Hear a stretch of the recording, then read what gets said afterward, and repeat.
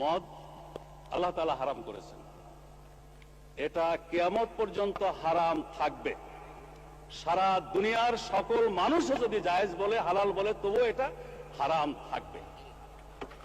আল্লাহ, রসুল এবং আখিরাতের প্রতি, কোরআনের প্রতি যারা ঈমান পোষণ করে তাদের কাছে মদের দাম কমানো বাড়ানো অথবা শুল্কের হ্রাস বৃদ্ধি তাদের কাছে কোনো ব্যাপারই নয়।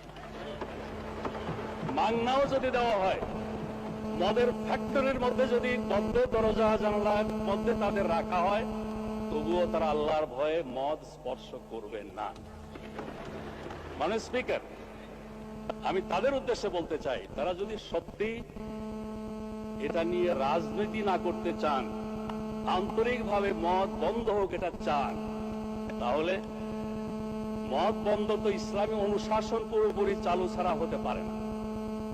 ইসলামী রাষ্ট্র ব্যবস্থা, সমাজ ব্যবস্থা, শিক্ষা ব্যবস্থা চালু হওয়া ছাড়া হতে পারে না। অথচ ওনারা তো ইসলামী অনুশাসন কায়েমের আন্দোলনকে বলেন মৌলবাদ, বলেন সাম্প্রদায়িকতা, বলেন ধর্মান্ধতা।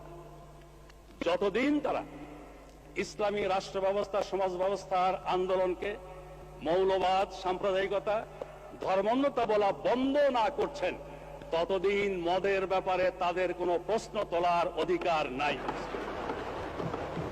মানে স্পিকার,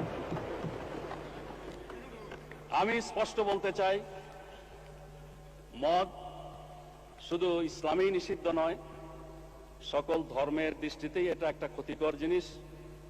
ধর্মকর্ম যারা মানে না তাদের দৃষ্টিতে এটা ক্ষতিকর জিনিস। কিন্তু শুধু আইন করে এটা বন্ধ করা সম্ভব নয়। 1920 সনে আমেরিকা কংগ্রেসের সিদ্ধান্তের ভিত্তিতে এবং সংখ্যাগরিষ্ঠ জনগণের ঐক্যমতের ভিত্তিতে মদ নিষিদ্ধ করেছিল। মদ থেকে তাদের জাতিকে দূরে রাখার জন্য কোটি কোটি পৃষ্ঠা বুকলেট, লিফলেট, হ্যান্ডবিল প্রচার করেছিল। তখনকার আপ টু ডেট, মানে স্পিকার, হলুদ বাতি জ্বালালে আমি থেমে যাই। আমাকে নিয়ে অনেক কথা হয়েছে, আমার দলকে নিয়ে অনেক কথা হয়েছে। এই পার্লামেন্টে সেগুলোর জবাব দেওয়ার সুযোগটা অন্তত আমাকে দেবেন মাননীয় স্পিকার, আমি আশা করি। তাই বলছিলাম, আমেরিকাতে এভাবে মদ বন্ধের সিদ্ধান্ত নিয়েছিল 1920 সনে। 1933 আবার এই সিদ্ধান্ত প্রত্যাহার করতে হয়েছিল। এই সিদ্ধান্ত কার্যকর করতে গিয়ে 200 লোক নিহত হয়েছিল, 5 লক্ষাধিক লোককে কারাবন্দী করা হয়েছিল এবং লক্ষ